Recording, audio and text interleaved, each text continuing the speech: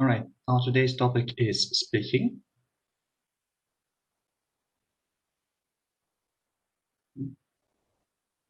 So these are the operations that we usually measure in speaking exams.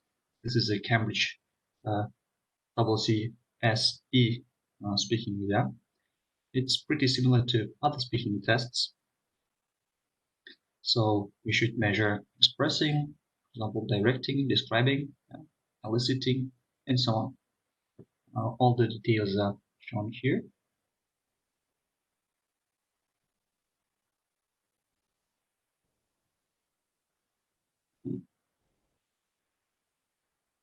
And these are the skills that students should possess, when preparing for the speaking exam.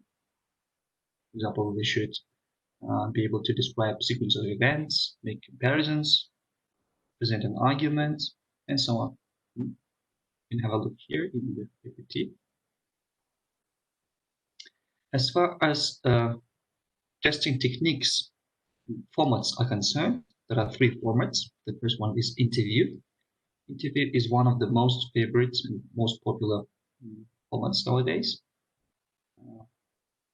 However, it also has some limitations. Yeah, for example, the candidate speaks to the tester, to the rater, as to a superior, and this is why he is unwilling to take the initiative. He is afraid, intimidated, nervous, and a lot of students actually are so nervous that they cannot speak. They do not perform well. And only one style of speech is elicited, which is only interview with interviewer. But asking for information as you talk in real life with a partner, for example, is not tested in this format. So these are the questions that we can ask during the interview to elicit information from the students, from the testee. Can explain how, can explain why. There should be a lot of questions like why. You shouldn't ask a lot of yes/no questions. Ideally, you should never ask yes/no questions.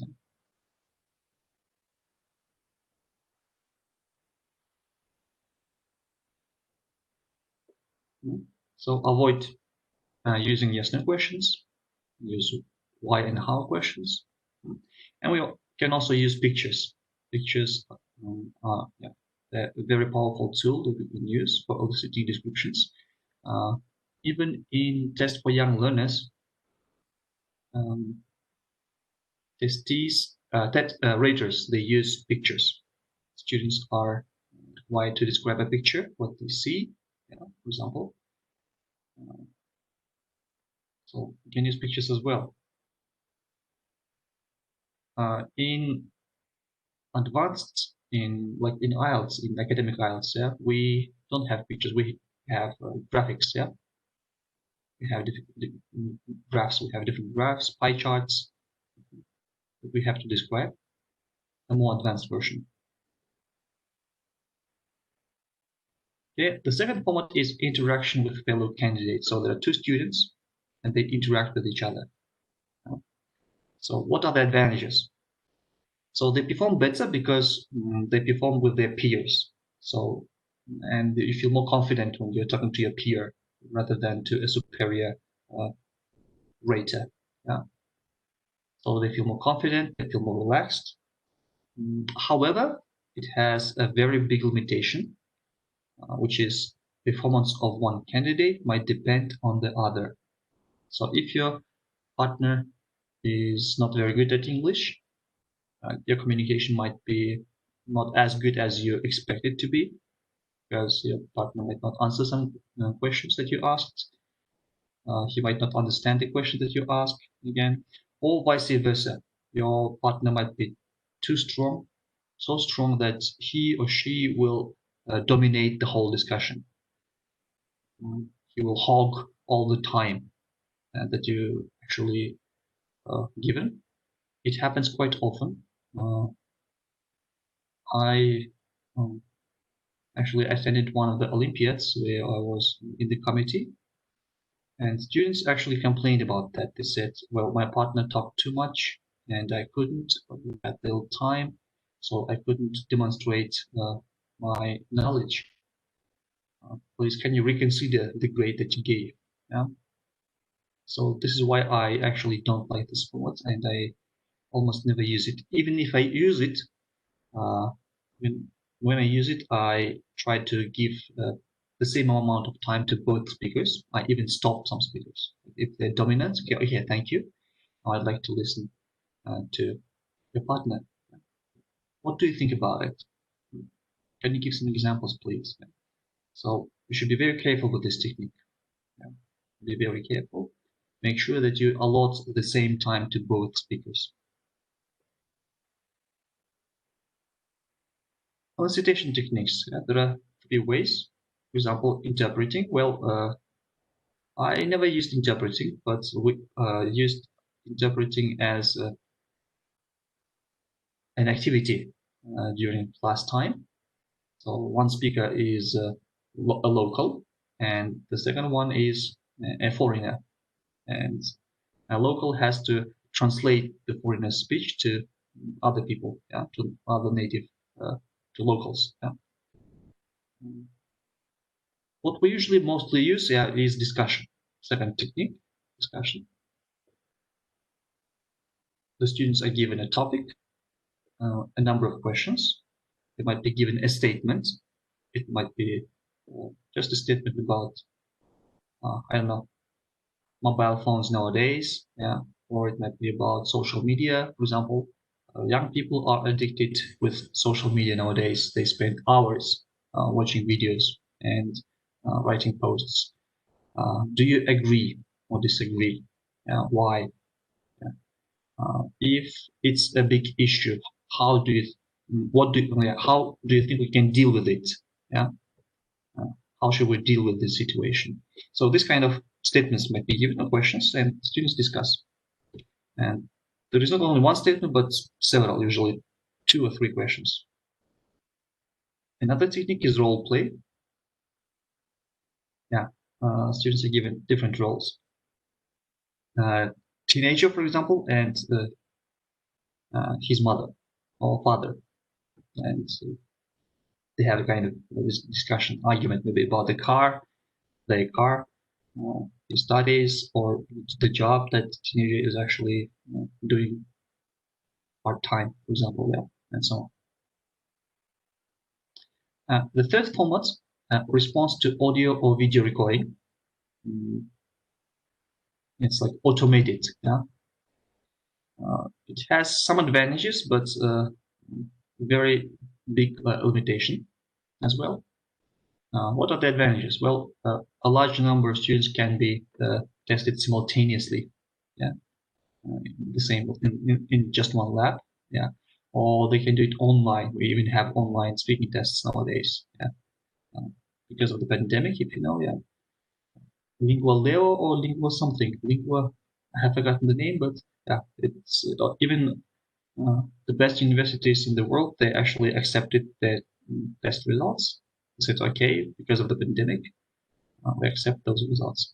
So students had to respond to questions. So they hear the question or they read the question and they respond, they record themselves there. There is no interaction with the testee, with the raters. All candidates are given the same task. This is another advantage. So you don't have to prepare maybe hundreds of different questions. But it has a severe limitation because what is it? It's impossible to follow up the candidate responses. So it's not live. It's not. There is no human factor. You cannot go into details. For example, if a testee, let's say, has answered the question in a very interesting way, a rater might ask more follow-up questions to go into the depth of this topic. But in this kind of formats, you can do it because the questions are set. There is no follow-up because It's automated. Yeah? Aptis is one of the examples. And they're usually cheaper because they're automated. This is the reason why they're cheaper, because the machine actually does it for you. Well, later, of course, there are people, raters, who listen to your recording and give you marks, but still, they don't have to spend their time conducting those exams. This is why it's much faster and cheaper. Yeah. All right. Tips on planning and conducting speaking tests. Well, make tests as long as possible, especially if it is a proficiency test. In IELTS, as you know, there are two parts in speaking part, so even three parts, actually three parts, right? No. First, we talk with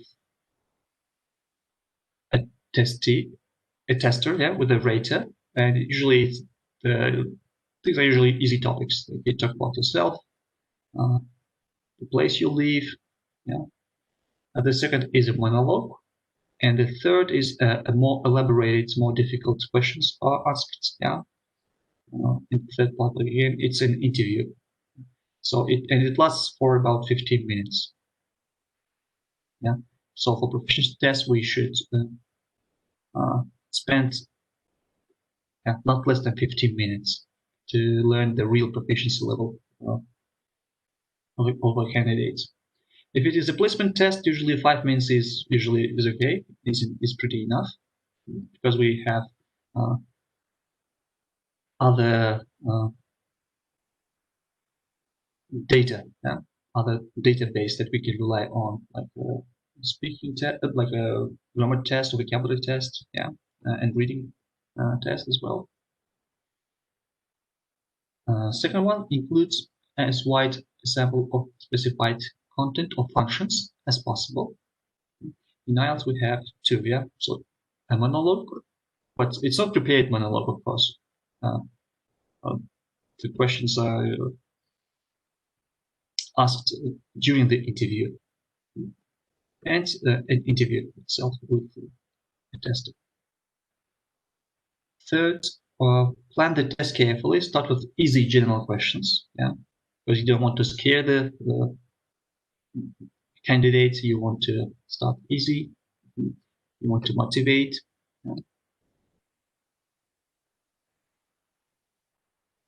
What one give the candidate as many fresh starts as possible. More than one should be used, if possible.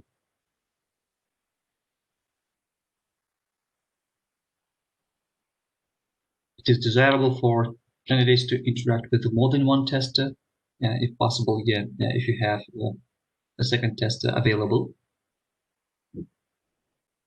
And of course, the interviews should be selected carefully, and they should be trained. They should be sympathetic. They should be friendly, flexible.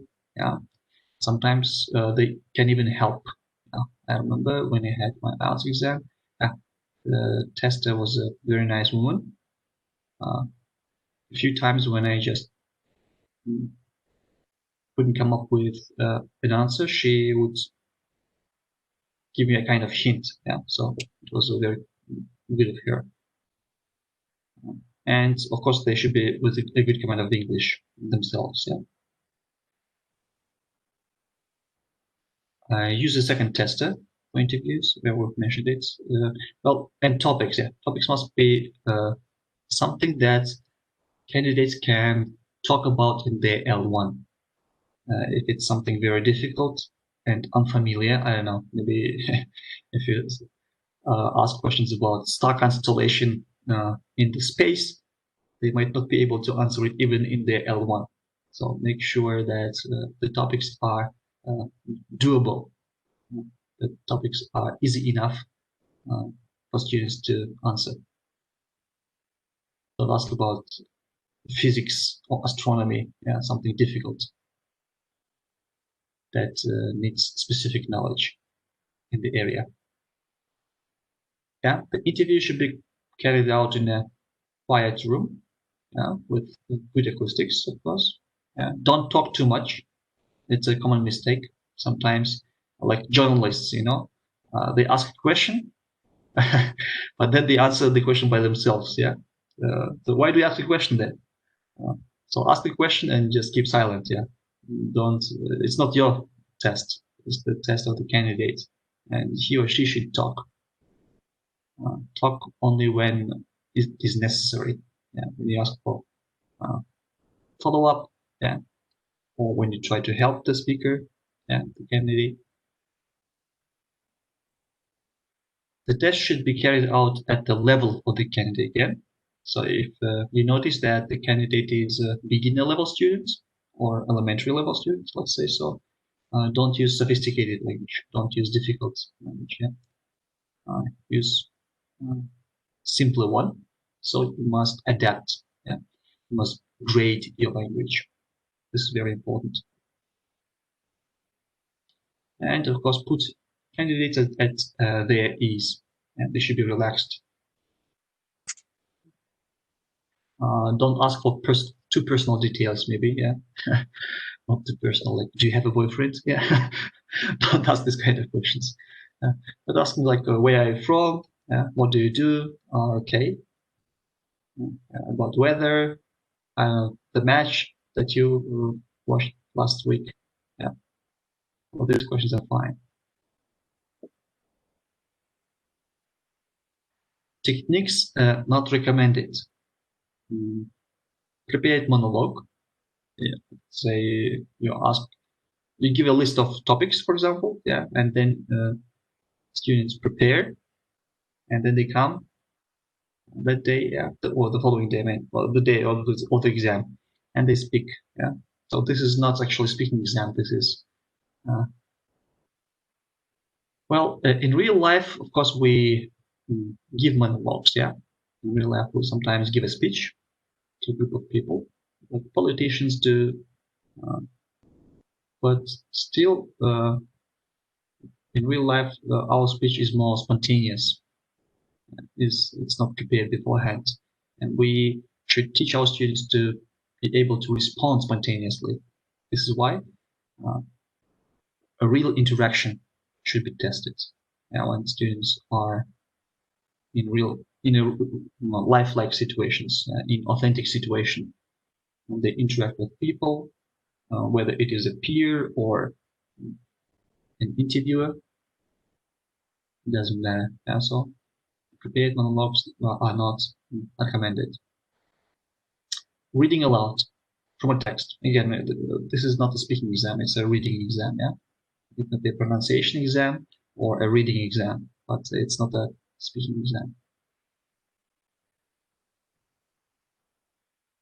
Okay, let's continue with criteria, evaluation criteria. Well, there are different types of criteria for speaking.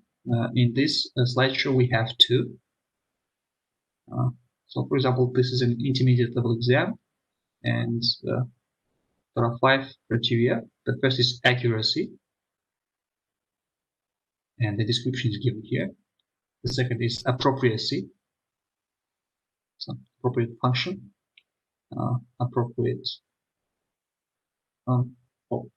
formal or informal language, for example. The vocabulary is appropriate.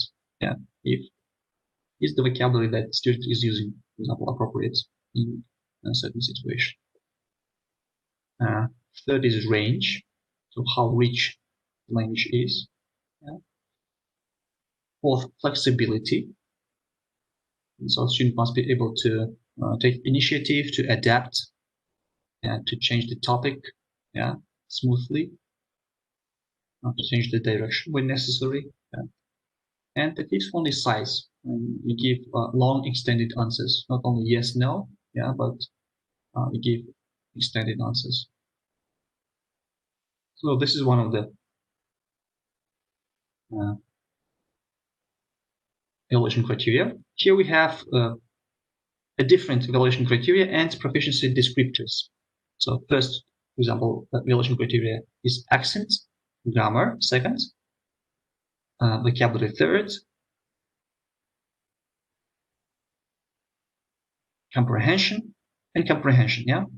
So this is a different evaluation criteria, and fluency. Yeah. But here I wanted to focus on descriptors. So each evaluation criteria should have their descriptors. So here we have 6 levels, band 6. In IELTS we have band 9. Yeah. So they also have evaluation descriptors. They have criteria and descriptors. Yeah. So 1 is the lowest. For example, accent pronunciation frequently unintelligible. Means it's not clear. Yeah. Second, frequent gross errors, gross like big errors. Yeah. Gross errors and heavy accent. And for example, 6, the highest level, native pronunciation or native-like pronunciation with no trace of foreign accent. And so on. So grammar, vocabulary. Please read this in your free time. I'll upload PPT as well, as usual. You can use these evaluation criteria and proficiency descriptors for your assignments, or you can use the IELTS one. Okay, the one that IELTS uses. It's also okay.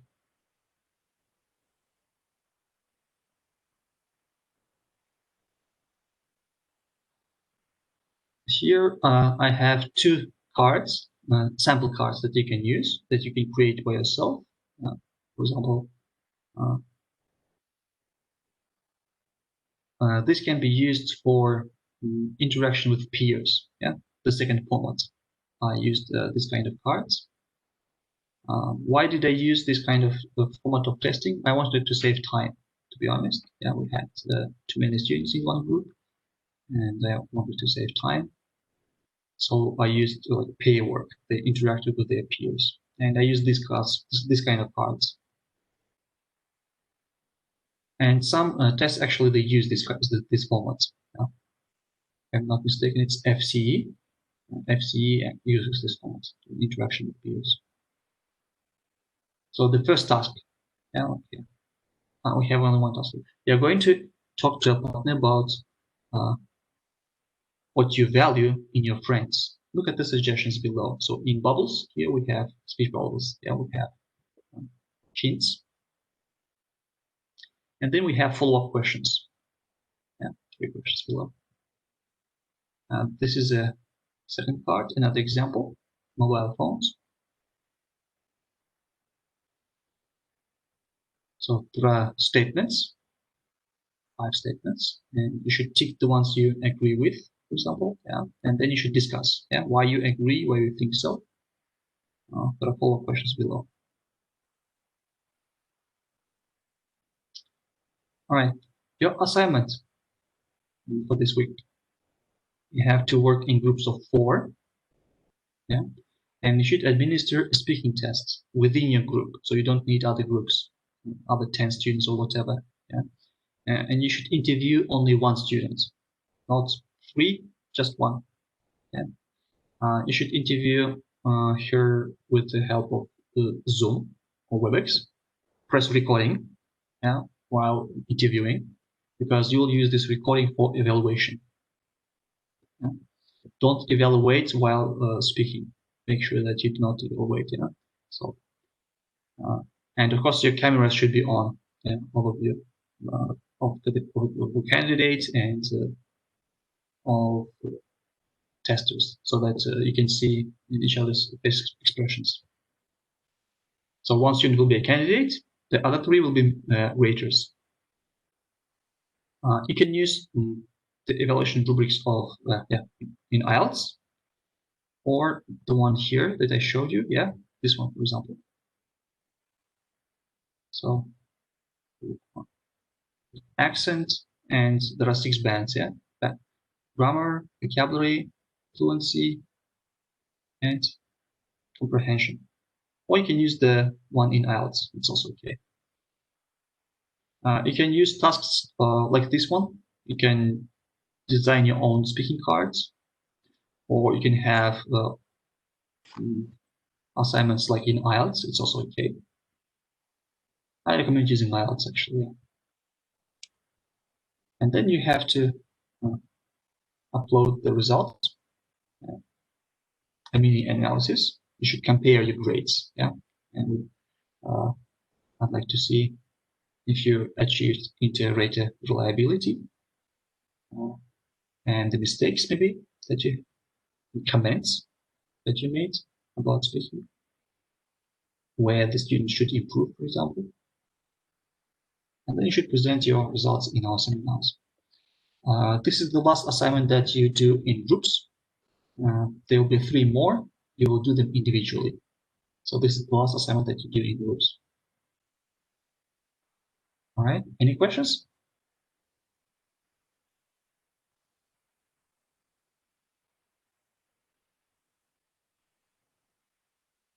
Hey, sorry, just one thing.